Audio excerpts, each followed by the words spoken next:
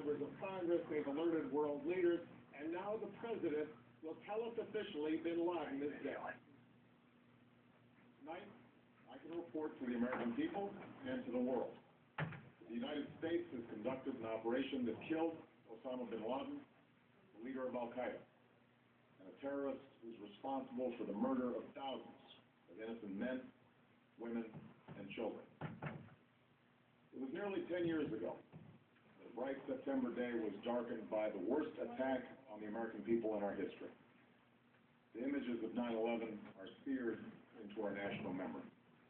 Hijacked planes cutting through a cloudless September sky, the Twin Towers collapsing to the ground, black smoke billowing up from the Pentagon, the wreckage of Flight 93 in Shanksville, Pennsylvania, where the actions of heroic citizens saved even more heartbreak and destruction. And yet we know that the worst images are those that were unseen to the world. The empty seat at the dinner table, children who were forced to grow up without their mother or their father, parents who would never know the feeling of their child's embrace. Nearly 3,000 citizens taken from us, leaving a gaping hole in our hearts.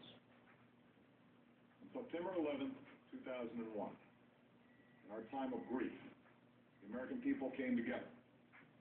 We offered our neighbors a hand, and we offered the wounded our blood. We reaffirmed our ties to each other and our love of community and country. On that day, no matter where we came from, what God we prayed to, or what race or ethnicity we were united as one American family. We were also united in our resolve to protect our nation and to bring those who committed this vicious attack to justice. We quickly learned that the 9/11 attacks were carried out by Al-Qaeda, an organization headed by Osama Bin Laden, which had openly declared war on the United States and was committed to killing innocents in our country and around the globe. And so we went to war against Al-Qaeda to protect our citizens, our friends, and our allies. Over the last 10 years, thanks to the tireless and heroic work of our military and our counterterrorism professionals, we've made great strides in that effort. We've disrupted terrorist attacks and strengthened our homeland defense. In Afghanistan, we removed the Taliban government, which had given Bin Laden and Al-Qaeda safe haven and support. And around the globe, we've worked with our friends and allies to capture or kill scores of Al-Qaeda terrorists, including several who were a part of the 9/11 plot. Yet, Osama Bin Laden avoided capture and escaped across the Afghan border into Pakistan. Meanwhile, Al-Qaeda continued to operate from along that border and operate through its affiliates across the world.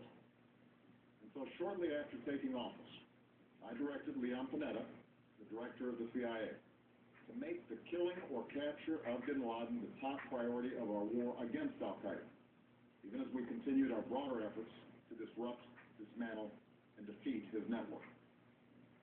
Then, last August, after years of painstaking work by our intelligence community, I was briefed on a possible lead to Bin Laden. It was far from certain, and it took many months to run this thread to ground. I met repeatedly with my national security team as we developed more information about the possibility that we had located Bin Laden hiding within a compound deep inside Pakistan.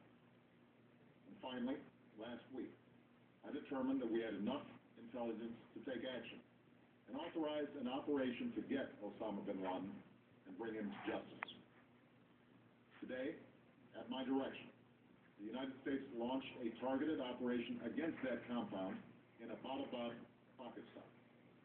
A small team of Americans carried out the operation with extraordinary courage and capability.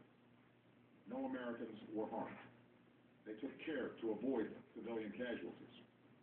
After a firefight, they killed Osama Bin Laden and took custody of his body.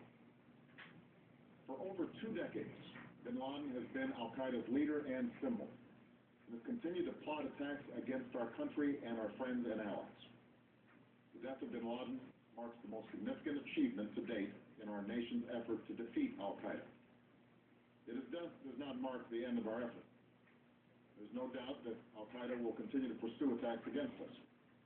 We must, and we will, remain vigilant at home and abroad. As we do, we must also reaffirm that the United States is not and never will be at war with Islam. I've made clear, just as President Bush did shortly after 9/11, that our war is not against Islam. Bin Laden was not a Muslim leader. He was a mass murderer of Muslims. Indeed, Al-Qaeda has slaughtered scores of Muslims in many countries, including our own. So his demise should be welcomed by all who believe in peace and human dignity. Over the years, I've repeatedly made clear that we would take action within Pakistan if we knew where bin Laden was. That is what we've done.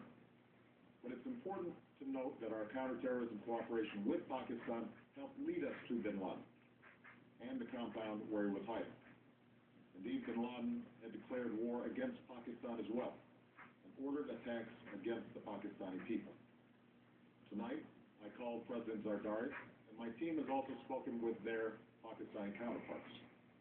They agree that this is a good and historic day for both of our nations. And going forward, it is essential that Pakistan continue to join us in the fight against Al-Qaeda and its affiliates. The American people did not choose this fight. It came to our shores and started with the senseless slaughter of our citizens. After nearly 10 years of service, struggle, and sacrifice, we know well the costs of war. These efforts weigh on me every time I, as Commander-in-Chief, have to sign a letter to a family that has lost a loved one, or look into the eyes of a service member who's been gravely wounded. So Americans understand the costs of war. Yet, as a country, we will never tolerate our security being threatened, nor stand idly by when our people have been killed. We will be relentless in defense of our citizens and our friends and allies. We will be true to the values that make us who we are.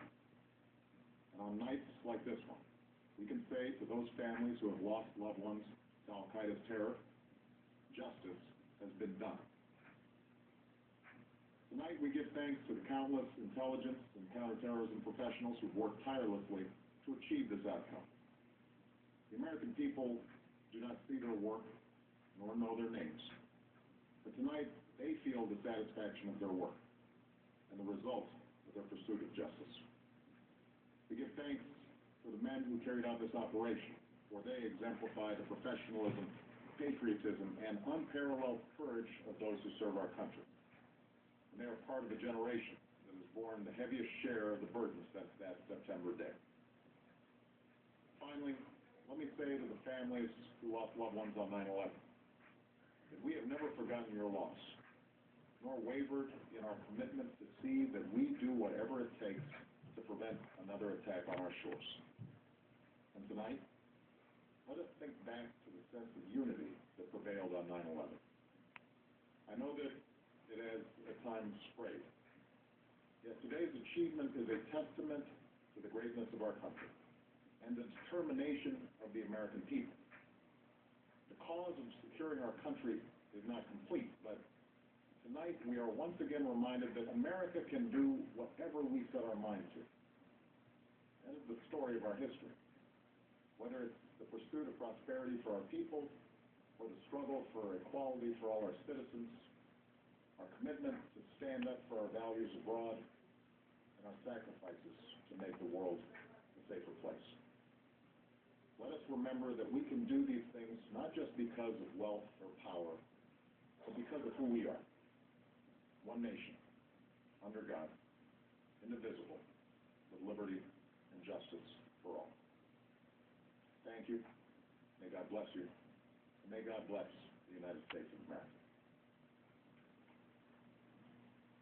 President of the United States making the dramatic, historic announcement. That's all official now. Bin Laden is dead. The president describing in some detail, not all of the detail, but in